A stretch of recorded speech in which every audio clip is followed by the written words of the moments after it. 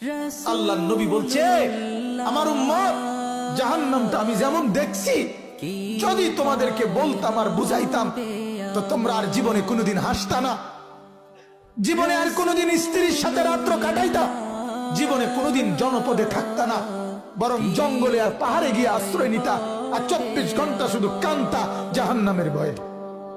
আমি যেটা দেখছি, নবীজি বলছে, লাউ তা'লামুনা মা আ'লামু লা দাহিকতুম কালিলা ওয়া লা বাকাইতুম কাসীরা।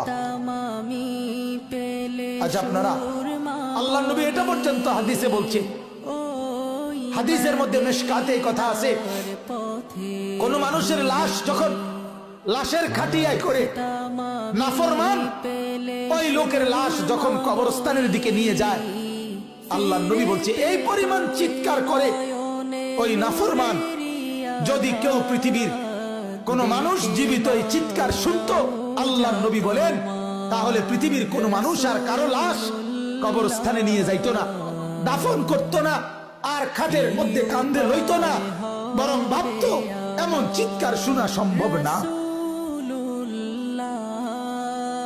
এই কথাগুলো সত্য বাপ, এই কথাগুলো এত বছর ধরে এত আলেম ওলামা কোরআন হাদিসের এত কথা, এগুলো মিথ্যা না। কি বলেন? এগুলো গল্প, এগুলো গল্প বলেন।